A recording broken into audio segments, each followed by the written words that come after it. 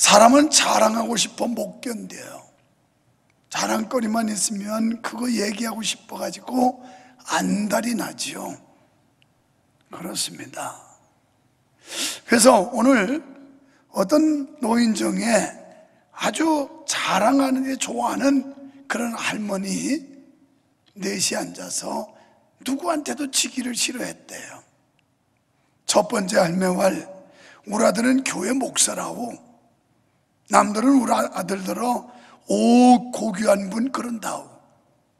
그러자 두 번째 할매, 그려 우리 아들은 추기경인디, 남들은 우리 아들들어 오 거룩한 분 그런디야. 그러자 세 번째 할매, 웜에 우리 아들은 교황이지라, 남들은 내 새끼들어 웜에 고결한 양반 그런단께롱. 이제 그 이상 더 높은 사람은 없지라. 그런데 마지막 네 번째 할매는, 그런데 이걸 웃잖아. 우리 아들은 쇼다리에 곰보에 거기다 뚱 보이기까지 하니 말이다. 그래도 남들은 우리 아들을 보면 한결같이 이러는 기라. 오 마이 갓. 그런데 뭐 영어를 써서 모르는 사람들은 무식하니까 뭐 어쩔 수 없죠. 여러분, 이렇게 사람들은 지기 싫어하고 자랑하기 좋아한다는 말이죠. 본문은 열방, 그러니까 모든 이방 백성들에게 주시는 하나님의 말씀입니다.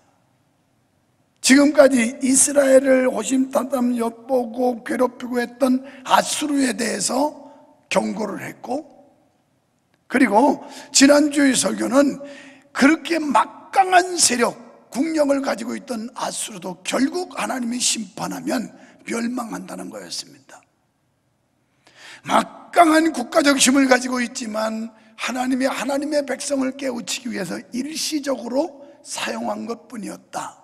그래서 하나님께서 사용 한도가 끝나면 이제 하나님이 거둬들이면 그 나라는 망한다는 게 지난주일 설교 내용 중에 일부였습니다.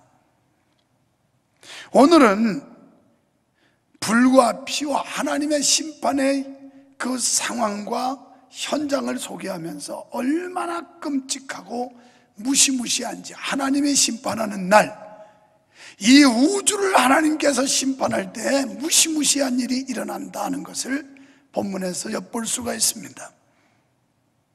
여러 정황으로 볼 때 하나님 나라가 임하기 전에 이러한 심판이 있다는 것을 알 수가 있습니다. 지금까지 이사야 선지자는 하나님의 심판을 예루살렘을 침략한 아수르에게 적용시켜 왔습니다. 그런데 본문에서는 이사야 선지자가 하나님의 심판을 열방으로 확대하고 있어요. 그 중에서도 에돔이라는 나라를 지목하면서 이 에돔이 하나님의 심판을 받아 처참한 상황에 이르게 될 것이다 하는 게 본장의 주된 내용입니다.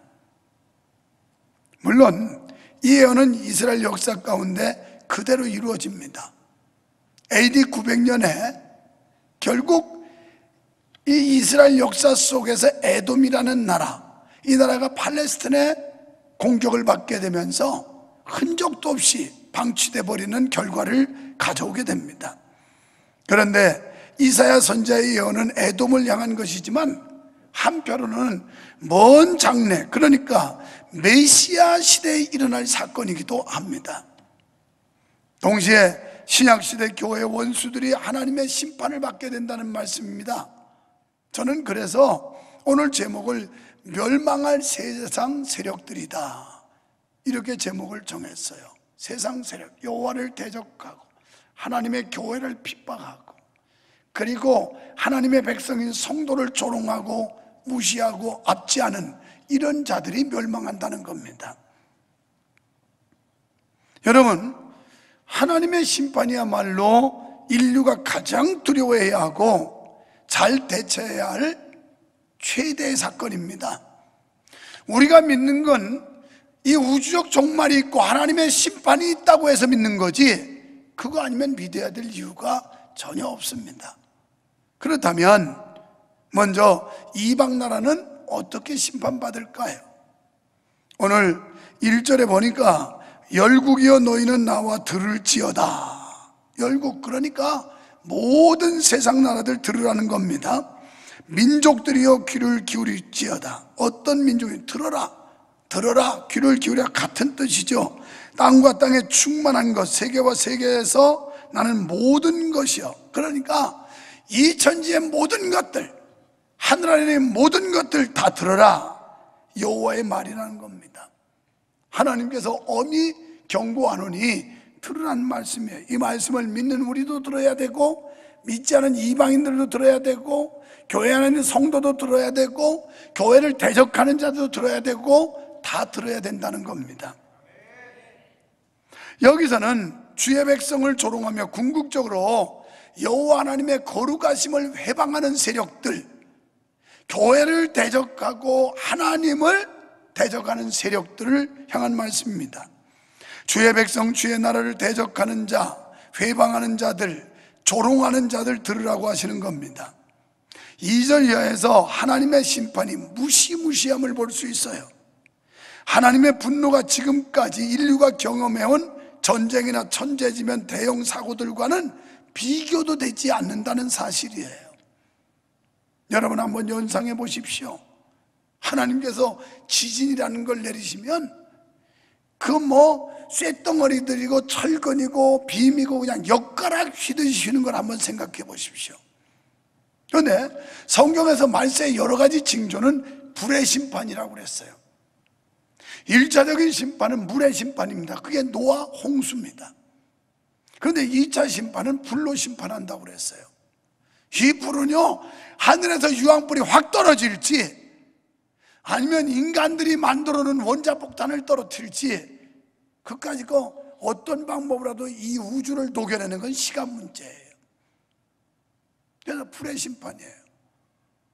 하나님의 능력으로 볼 때 하늘에서 갑자기 유황불을 확 쏟아부어도 녹여버릴 수 있는 거고, 아니면 인간들이 개발한, 인간의 두뇌로 만든 원자폭탄을 그냥 쏟아부어도 이 지구를 몇 번 녹이고도 남아요. 가지고 있는 게. 어떤 방법인지는 그건 하나님만이 아시지만 일단 두 번째 심판은 불의 심판이라는 겁니다. 이는 최후의 심판날에 타락하고 부패한 우주 만물을 불사르시는 하나님의 심판을 연상하게 합니다. 여러분, 베드로후서 3장 10절 이하에 보면 10절에 주의 날이 도적같이 온다고 그랬어요. 이 말은 예고 없이 갑자기 온다는 거예요. 언제 올지 아무도 몰라요. 도둑놈이 예고하고 갑니까? 유 목사야, 유지연 집사, 내가 너희 집에 도둑질 할 거 아니까 잘 지켜? 그러고 옵니까? 사람이 비어있는지, 아니면 잠들어 있는지, 아니면 문이 열려 있는지, 그리고 바쁘게 방심하고 있는지. 여러분, 영적으로도 우리에게 이렇게 도적같이 임한다는 거, 우리는 영적으로 긴장 속에 살아야 되고, 그리고 이 악의 세력들이 이 안에 들어오지 못하도록 문을 걸어 잠가야지. 그렇지 않으면 이 악의 세력들이 우리 마음을 지배하게 되고, 결국은 이 교회 공동체도 악한 세력들이 휘저을 수 있다는 거예요. 그러니까 늘 깨어서 긴장해야 된다는 겁니다. 방심하지 말라는 거예요. 그러면서 하늘과 땅이 뜨거운 불에 풀어진다고 그랬어요. 다 녹아버린다는 거예요. 이런 때 우리는 거룩한 행실과 경건한 생활을 힘써야 된다, 이렇게 말씀했어요. 그러니까 하나님께서 마지막 심판을 준비하고 계시기 때문에 우리는 늘 거룩한 생활, 거룩이 뭐예요? 구별된 삶이에요. 갈라놓는 거예요. 제가 하도 많이 말씀드려서 머릿속에 남아있을 겁니다. 거룩은 갈라놓는다, 구별된다. 여러분은 지금 구별된 삶을 살기 위해서 이 성전에 나온 겁니다. 믿지 않는 사람과 믿음이 없는 사람과 믿는 성도 여러분과 그리고 믿음이 있는 여러분이 그들과 구별된 자리에 앉아서 지금 우리가 하고 있는 이 행위도 구별된 행위예요. 거룩하신 하나님을 높이고 여호와를 찬양하며 그러면서 예배자로 서 있는 겁니다. 예배자. 이게 갈라놓는 거예요. 오늘 일부 예배 때는 참 귀한 일이었어요. 여러분은 뭐 11조도 떼먹고 적당히 그냥 체면 유지하느라고 정확히도 안 하고 그러는데, 이분은 11조 봉투를 이보다 더 두꺼워요. 고무밴드로 묶어가지고 갖고 왔더라고요. 이름만 봐서는 누군지 모르겠어요. 그런데 봉투가 똑같은 게 아니라 어떤 데는 수입한 두꺼운 것도 있고 좀 얇은 것도 있는데, 봉투 수만 17개를 내가 셌어요. 더 넘는지 몰라요. 19개인지. 코로나 때문에 교회 못 오니까 어쨌든 자기가 하나님 앞에 구별해야 돼요. 내 것과 하나님의 것을 엄격히 구별하는 마음으로 11조를 그거 뭐 지났으면 떼먹을 만도 안 돼. 그대로 차곡차곡 했다가 고무밴드로 묶어 갖고 왔어요. 여러분 얼마나 정직합니까? 우리 인간은 눈속임을 너무 많이 해요. 그리고 신앙이 중심으로 믿는 게 아니라 체면적인 신앙이에요. 체면. 자기 얼굴 내려고 하는 이런 신앙. 요새 코로나 때문에 교회 식당을 운영 못하니까 우리가 식사 온거만 뭐 그거 뭐 다 어디다 쓰는 거예요. 그거요, 주일날 주문에다 먹는 식사값도 만만치 않아요. 다 먹으니까 걱정하지 말고, 아이고 뭐 내도 뭐 안 먹는 거 아니야. 여러분이 낸 식사 온 거면 부식 구매하는 거 하기도 바빴어요. 부식 구매. 그리고 여러분이 낸 1,000원, 2,000원은 어려운 빈민국에, 저 아프리카나 이런 동남아 어려운 데 다 보내지, 그거 교회 재정으로 한 푼도 안 써요. 안심하셔도 돼요. 안심하셔도. 근거 되라면 재정부 가서 한번 보여달라고 그래요. 목사가 강단에서 한 말이 거짓말인가 진실인가 그렇게 확인하고 싶으면, 그렇게 도마처럼 의심하기가 많으면 가서 확인해요. 열람해 줄 테니까. 그건 다 그런 데 써요. 오늘도 어떤 분들이 100만 원을 보냈더라고요. 그게 뭐냐 했더니, 젊은 나이에 삼성의 상무부터 임원이죠. 상무로 승진한 거예요. 그래서 너무 감사하고 하나님에 감사하다고. 뭐 여러분은 조직사회도 잘 모르나 본데, 상무부터 임원인데 그건 1년직이에요. 재계약 못하면 그냥 집에 가야 되는 거예요. 애기 보러. 그래서 내가 그거 뭐하러 하지? 그냥 그 밑에 월급 받는 게 낫겠네 그랬더니, 며칠 후에 신문에 쫙 나는데 셀러리맨들의 별은 대기업의 임원이다. 비록 하루라든 1년 하든 10년 하든 누구든지 그 목표에 올라가기를 다 원한다. 이렇게 나왔더라고요. 그래서 내가 상무부터 임원 들어가는 게 높은 거구나. 나 그때 알았어요. 그래서 구제하는데 어려운 사람들 도와달라고 그렇게 돈을 보냈더라고요. 그저께인가 집에 갔더니 우리 딸이 그래요. 언제 그거 식사 담당 이거 붙이냐고. 그냥 모른다고. 그거 담당하는 이들이 기습적으로 갖다 붙여놓는데, 붙여놓으면 어떻게 안 하는지 벌써 선착순으로 다 써버린다고 그랬더니, 엄마 꼭 부탁인데 그거 쓴 거 알거든? 자기네 며칠 날 거기다 하나 자리 잡아놓고 그 다음에 또 매달 며칠 날 또 하나 잡아놓아요. 그건 자기네 목장의 초신자예요. 그러니까 자기도 꼭 참여하고 싶다고 그걸 맡아달라고. 이게 은혜예요. 이게 은혜야. 이게 은혜야. 하나님께 받은 은혜가 너무 큰데 그 은혜를 뭐 표현해야 될 거 아니에요. 거룩한 행실, 경건한 생활을 힘쓰라는 거예요. 12절에 하나님의 날이 임하기를 바라보고 사모하라. 그날에 하늘과 땅이 막 녹아내릴 것이다. 이제 이 과정이 지나가면 우리는 영원한 천국, 영원한 하나님의 나라에 들어가는데 그 날을 사모하라는 거예요. 요즘 사람들은 아무도 사모 안 해요. 우리 믿음의 선배들, 우리 한국의 초기에 예수 믿던 우리 선배들은 다 노래를 불러도 낮에나 밤에나 눈물 머금고 내 주님 오실 날을 고대합니다. 먼 하늘 이상한 구름만 떠도 혹이나 내 주님 오시는가 해. 이러면서 살았어요. 긴장하면서. 그런데 요즘에는 방심, 무방비, 태만으로 일관하고 있어요. 경건이라는 걸 볼 수가 없어요. 경건한 사람 찾을 수도 없고요. 이게 한탄할 일이에요. 이게 13절에 우리는 약속대로 새하늘과 새 땅을 바라보게 된다고 말씀했습니다. 이런 우주적인 하나님의 심판이 일어나야 우리는 새하늘과 새 땅에 들어가는 거예요. 그때 14절에 주 앞에서 점도 없고 흠도 없이 평강 가운데 나타나기를 힘써라. 아름다운 모습으로. 저는 뭐 그렇게 심하진 않지만 갑자기 대구 갔더니 우리 사돈이 작년인가 저작년부터 여기 검버섯이 약간 이렇게 났는데 그거 빼시라고, 후배 원장이 그거 잘하는데 빼고 가시라고. 아이고 여기다 뭐 덕지덕지 붙이면 나 이거 뭐 여러 가지 그 행사에서 얼굴 보여야 될 때가 많은데 안 된다고 그래서 이번에 얼마 전에 갔더니 목사님 오신 게 이거 하고 가라고. 그래서 여기 검버섯이 이렇게 있고 이거 좀 이렇게 10개 있는데 그럼 해볼까? 그래가지고 하여튼 병원 문 닫기 전에 5시 반에 가가지고 그냥 레이저로 치졌어요. 그냥 뭐 나는 별로 흉터도 안 생기고 상처도 없는데 그냥 다니려니까 이게 또 햇볕 받으면 또 도로 생긴다네 이게. 그래가지고 여기다가 다 발랐어. 여러분, 얼굴의 흠을 없애는 것보다 더 중요한 게 믿음의 흠을 없애는 거예요. 우리 집사람이 지금 앉아서 그러게, 저 주책 또 그 얘기 안 해. 그거 아무도 모르는데 안 하면 될 건 뭘 그거 이러면서.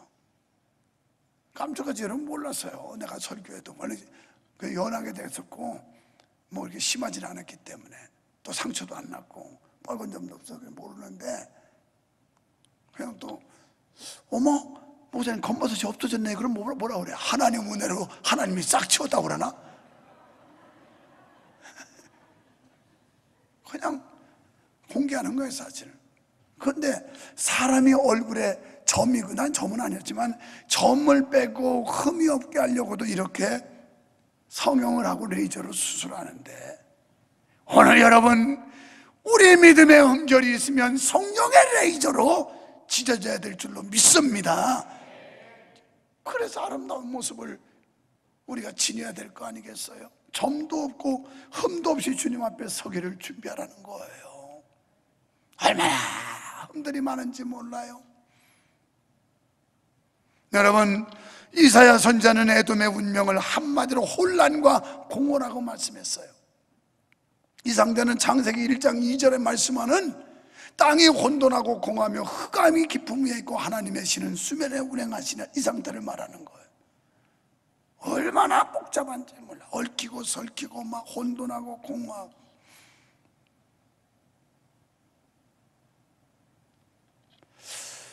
여러분, 사람도 생활 속에 복잡한 거 싫어하는 것 같더라고요. 어제 집에서 우리 손자 찬유가 그러는 거예요. 할아버지, 여기 누구 놀이방에 같이 가줄 사람 없어요? 아무 대답 안 하니까, 할아버지 저하고 놀이방에 좀 같이 가주실래요? 왜냐면 저 끝에 좀 후미지니까 애가 좀 무서운 생각이 있나 봐요. 그래서 가줬어요. 아유 이거 엉망진창이네 막 그러면서 그 뭐 갑옷도 늘어있고 막 이러니까 엉망진창이라고. 이 어린애 눈에도 어수선하게 엉망진창으로 보이나 봐. 그러면서 주워가지고 서랍 빼서 자동차로 담아놓고, 그래서 야 찬유야 이 정도면 그래도 가지는 정도는 잘 됐는데, 아니에요 엉망진창으로 해놨어요 막 이런. 여러분 그 조그마한 아이 눈으로 봐도 엉망진창인데 오늘 하나님 앞에서 우리의 신앙을 볼 때 엉망진창이면 어찌할래요? 이렇게 혼돈과 공허한 속에서도 자기 본지수를, 자기 정체를 못 찾는다면 어찌하겠습니까? 여기서 줄과 추라고 하는 말씀이 나와요. 이건 뭐냐면 11절에 혼란의 줄과 공허의 추, 이건 심판을 가리키는 거예요. 아모스 7장 7절로 8절에 보면 다림줄이 나옵니다. 다림줄이 뭔고 하니, 요새도 뭐 현장에서 쓰겠습니다만은 과거에는 꼭 그걸로 했어요. 수평을 재는 것도 아니고 이거 뭐 측량기로 재는 것도 아니고 뾰족한 추에 이런 실을 달아가지고 눈을 안 하고 목수가 이러면서 기둥 세울 때 다림줄로 이게 중심이 맞았는지 기울어졌는지 이러면서 봐요. 하나님이 다림줄로 본다는 거예요. 지금 다림줄로. 아무개 목사가, 아무개 장로 정원사가 이게 중심이 맞았나? 이거 삐뚤어졌는데 다림줄을 본다는 거예요. 하나님이 측량한다는 거예요. 하나님이 측정한다는 거예요. 우리를 재신다는 겁니다. 무서운 말씀이에요. 뭐 때문에? 심판을 위해서. 예레미야가 2장 8절에 보니까 처녀 시온의 성을 헐기로 하나님이 결심하시고 줄을 띄었다 그랬어요.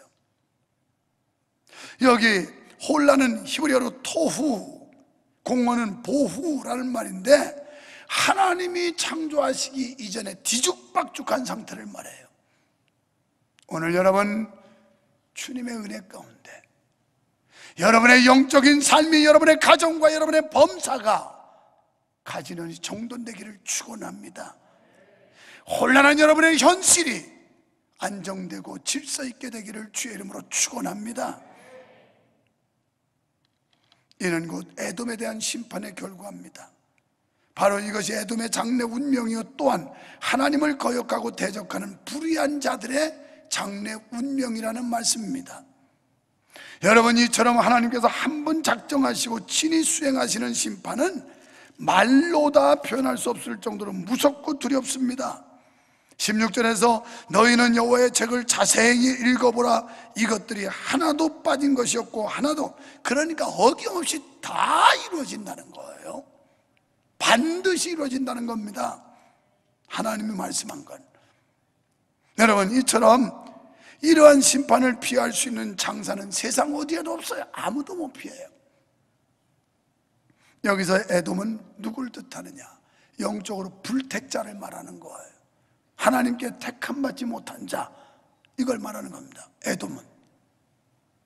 그러니까 하나님께서는 택한 자와 택함받지 않은 자를 갈라놓는다고 그랬어요. 양과 염소를 갈라놓고 알곡과 쭉정이를 가르고 진짜와 가짜를 가르고 다 갈라 분리한다는 겁니다. 그러니까 여기도 이 에돔의 상징적인 영적 의미는 불택자, 택함받지 못한 자, 멸망할 자, 하나님의 심판에 들어갈 자를 말씀하는 겁니다. 또 암소와 수양은 낮은 신분의 사람을, 송아지와 수수는 유명인사, 상류층의 사람들을 말해요. 그러니까 하나님을 믿지 않고 대적하는 자들은 높은 자, 낮은 자 할 것 없이, 부자, 가난한 자 할 것 없이 모조리 하나님의 심판의 대상이라는 거예요.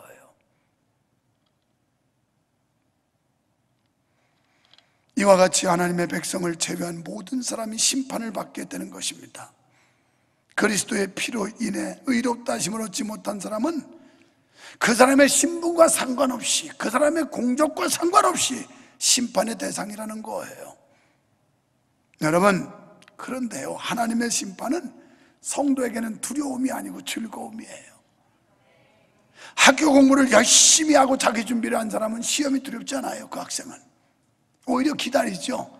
시험을 통해서 자기 실력을 평가받고 남들보다 자기가 우월하다고 하는 거, 이걸 증명하는 기회이기 때문에 시험을 좋아해요. 그리워하고. 그런데 시험에 준비가 없는 사람은 시험 날짜만 오면 겁나는 거예요. 겁나. 무서운 겁니다. 왜? 준비가 안 됐기 때문에. 오늘 우리가 구원받고 택함받은 하나님의 자녀로 천국 갈 수 있는 확신이 있으면 그날이 오늘 오든 내일 오든 무슨 상관이 있어요. 즐거운 날인데, 영원한 천국 갈 건데. 여기밖에 천국 갈 사람이 없네. 여기는 아이 목사님 싫어요.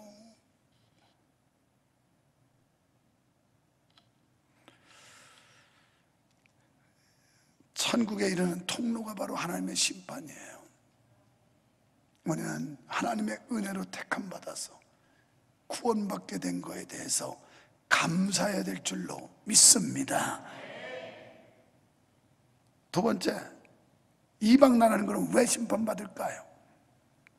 이사야 선지자는 에돔에게 주어진 심판 선언을 통해 이방 나라에 임할 심판의 이유를 보여주는데요, 8절에서 이것은 여호와의 보수할 날이요 시온의 송사를 위하여 신원하실 해라. 이렇게 말씀을 해요. 우리는 이런 표현에서 에돔의 심판의 이유를 발견할 수 있는데요, 여기서 보수라는 단어는 행한 대로 갚는 행위, 그러니까 보응을 말씀하는 거예요. 보응, 행한 대로 갚아주겠다는 거예요. 우리가 심는 대로 거둔다는 게 갈라디아서 6장 6절 말씀처럼 우리가 어떻게 행했느냐에 따라서 하나님이 그대로 갚아주겠다는 거예요. 그러니까 잘해야 돼요. 잘해야 돼요. 잘 살아야 돼요. 그럼 신호는 뭘까? 가슴에 맺힌 억울한 한을 말하는 거예요. 이 보우라는 단어는 가슴에 맺힌 억울한 한, 시온 유다 백성을 향해 잔혹하고 포악하게 악행을 당하여 유다 백성들의 가슴에 못질을 한 죄의 대가를 에돔이 크게 보응받을 것이다, 이런 말씀입니다. 그것은 에돔에게 임한 엄청난 심판의 이유였습니다. 실제로 에돔이라는 나라는 어떤 나라냐? 이스라엘의 형제 국가예요. 거슬러 올라가면 야곱과 에서라는 이 인물, 이들은 형제지요. 에서는 형이고 야곱이 동생이었어요. 그런데 사냥 갔다가 너무 시장하다 보니까 그냥 장자권을 값싸게 팥주강을에 팔아버렸어요. 이래서 장자가 바뀌어요, 축복이. 여기 이제 한이 맺힌 거죠. 그래서 자기 동생 야곱에게 복수하려고 군대를 거느리고 계속 추격하지 않습니까? 그러다가 결국 형제 화해를 이루었어요. 바로 이 에서의 후예들이 에돔이에요. 이거 남남이 아니라고요. 그럼 얼마든지 긍휼을 베풀어야 되는데 그러지는 않았어요. 바벨론이 예루살렘을 멸망시킬 때 이들은 남쪽으로 와서 옆구리를 쳐서 일부 땅을 점령한 적도 있어요. 얼마나 못된 족속입니까?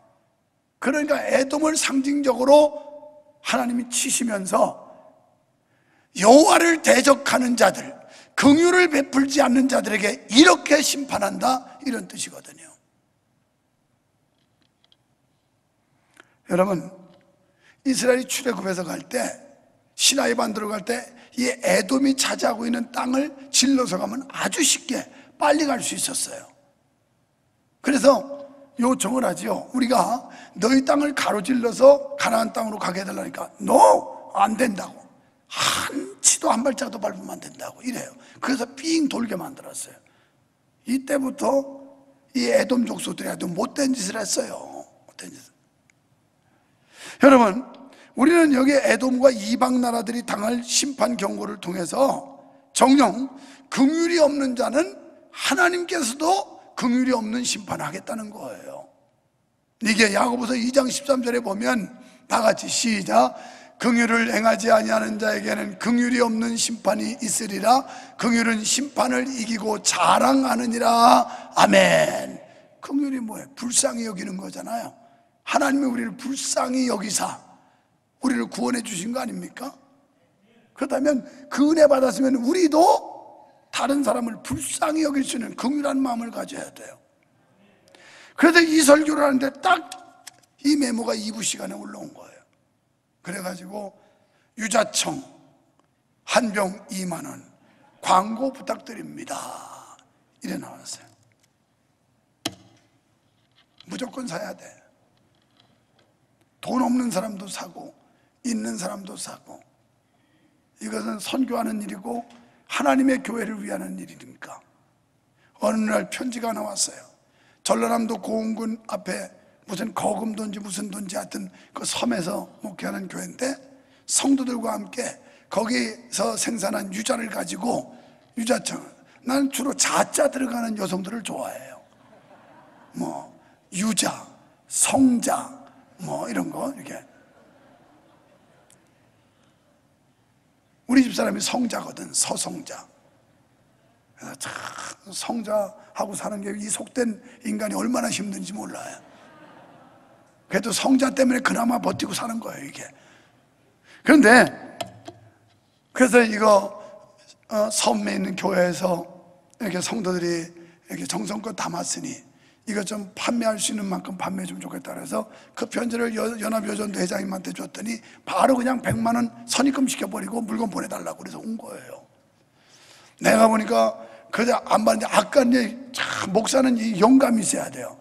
여러분, 조그마한 거 하나 가지고도 10,000원 받을 텐데 아마 모르긴 하지만 엄청 클 것 같다고. 나가보니까 진짜 엄청 커. 이거 겨우 내내 먹어도 돼요, 여러분. 겨우 내내 그렇게 커요. 하나님께 받은 은혜 생각하면 돈 20,000원이 문제겠어요? 이거 다 사가요.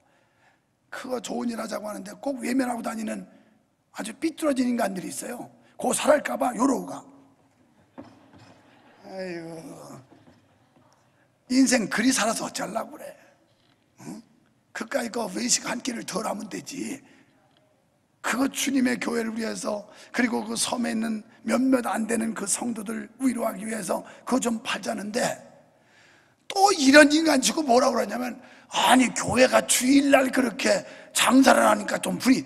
내가 지금까지 목회하면서 그 말하는 인간 한 번도 안 사가. 그 인간은 내가 천당 가서 아마 주님이 반드시, 야 이 얌탱이야, 너는 입만 살았더라 지금까지 아마 그렇게 주님이 입을 한 대 지져놓지 않겠나. 꼭 지 혼자 거룩한 척하고, 아이 교회에서 그런 거 이렇게 상거래를 하고, 우리가 무슨 영리축으로 해? 남 도와주자는데.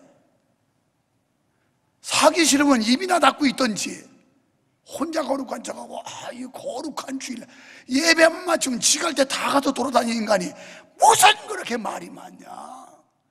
이거 1부 2부 때 했어야 되는데 이 얘기를 그때는 빼놨네.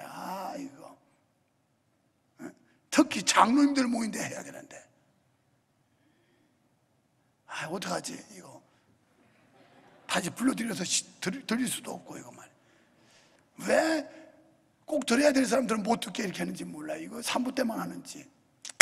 긍휼을 베풀자고. 베풀어. 하나님께 받은 은혜가 큰데 베푸는데 그래 인색하지 말고. 물론 뭐 워낙 힘들면 어쩔 수 없지요. 그런 분들 그냥 가세요. 주님이 다 알아요. 근데 주님이 보실 때, 야 얌생아, 너 20,000원 주고 살만한데 너 그렇게 얌생이 짓 할래? 이렇게 야단 맞을만 하면 양심적으로 사가. 양심적으로. 내가 이따 이제 서서 지켜볼 거니까 뒤에서 배웅하면서 어떤 모습으로 가는지. 요쪽 문으로 빠져나가는 거 아주 이 도둑구멍 같은 이런 인간들 별로 재미없어요. 그래도 하면서 목사님 눈이라도 한번 마주치고, 안 사더라도 목사님 이러고, 그럼 좀 덜 미워. 근데 막 아주 역사버리게 빠져나가고 막 그러면, 긍휼을 베풀지 않으면 긍휼을 없는 심판을 한다는 게 성경이에요. 성경. 우리가 그렇게 힘든 곳, 어려운 사람들 도와야 돼. 도와야. 그래서 난 이번에 좀 부드럽게 할게요. 2부 때는 하여튼 유자청을 안 사갖고 20,000원이 아까워서 그런 사람들 올겨울에 독감 한 번 걸려가지고 아주 반 죽었다가 다시 살아. 나 거기까지만 했어요. 왜냐면 또 결론을 내줘버리면 또 뭐 나쁜 소리 했달까봐. 그랬더니 우리 집사람이 2부 때 주의를 줬어요. 마치고 났더니 그렇게 너무 심하게 그러지 말고, 그래도 지금 그냥 부드럽게 웃으면서 하는 거예요. 그냥 하여튼 안 사가는 사람도 절대 독감 걸리지 말고, 예배를 못 나올 정도로 걸리지 말고. 근데 기왕이면 한 통씩 사다 끓여 잡숴요. 그 커피점 가면 유자차 하나 먹으려면 한 최하 3,000원 가는 거 아닌가? 모르겠네. 안 사 먹어서 3,000원 갈 거야 뭐. 그러면 그건 뭐 그제 그건 뭐 몇 잔, 한 5잔만 해도 그거 얼추 나오겠네. 그거 그냥 5잔이 아니라 내가 수십 잔 먹게 생겼어. 막 20,000원 거야. 이거 너무 커. 그 절반만 해도 실컷 되는데. 저 뭔가 사랑, 긍휼이 뭐예요? 사랑해. 사랑의 마음이 있어야 다른 사람을 불쌍히 여길 마음이 나지. 이게 미움이 있으면 절대 불쌍히 여기질 않아요. 하나님 그대로 보응한다는 거 아니겠어요?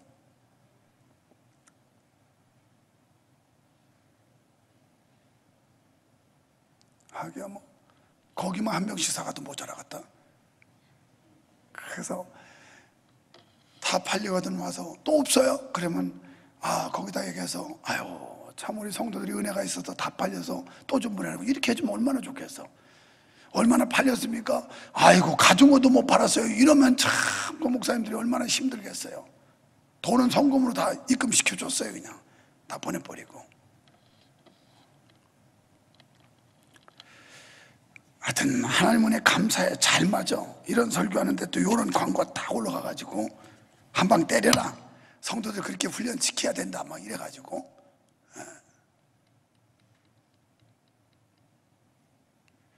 사랑하는 성도 여러분, 하나님 나라는 하나님께서 자기 백성 우리한테 예비한 나라예요.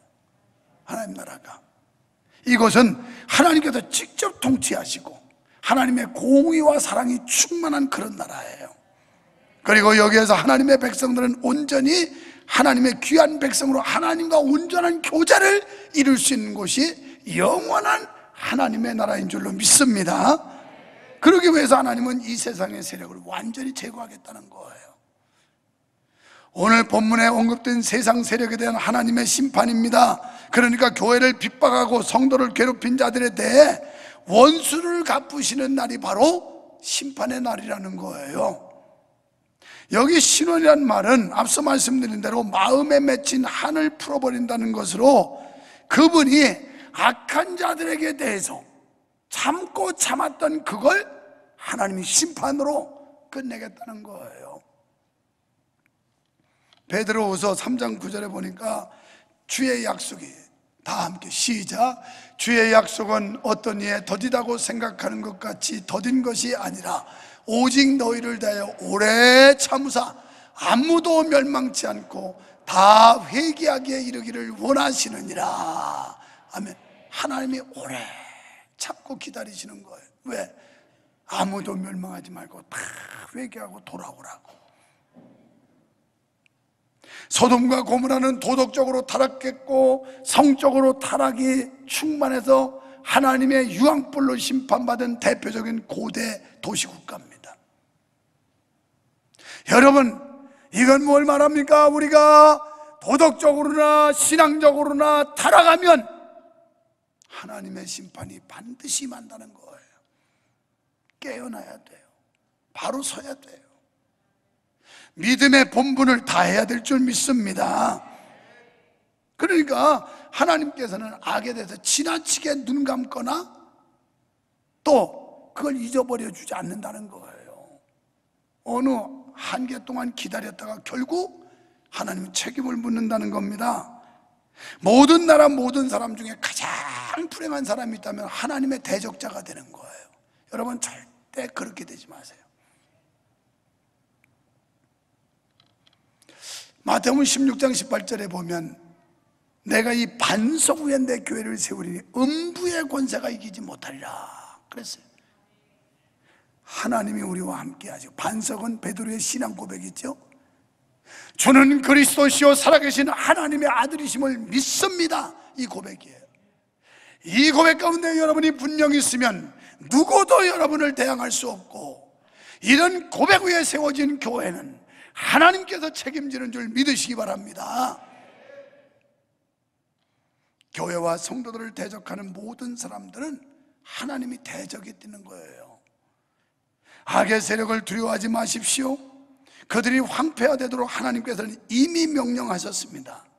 악이 일시적으로 승리하는 것처럼 보이지만 결코 승리할 수 없다는 사실을 이 말씀 가운데서 교훈으로 얻을 수가 있습니다. 출애굽기 14장 14절에 여호와께서 너희를 위하여 싸우시리니 너희는 가만히 있을지니라. 신명기 3장 22절에 너희는 그들을 두려워하지 말아라. 너희 하나님 여호와가 그가 너희를 위하여 싸우시리라. 느헤미야 4장 20절 우리 하나님이 우리를 위하여 싸우시리라. 여호와 하나님이, 우리 하나님이 우리 대신 싸워주신대요. 우리를 공격하고 위협하고 협박하는 앞지 않은 이 악한 대적들은 하나님이 다 대신 싸워서 멸하시겠다는 거예요. 원수마귀를 진멸하시고 세상의 권력도 하나님을 대적하면 망하게 하시고 결국 예수 그리스도 안에서 승리와 영광이 있을 줄 믿습니다.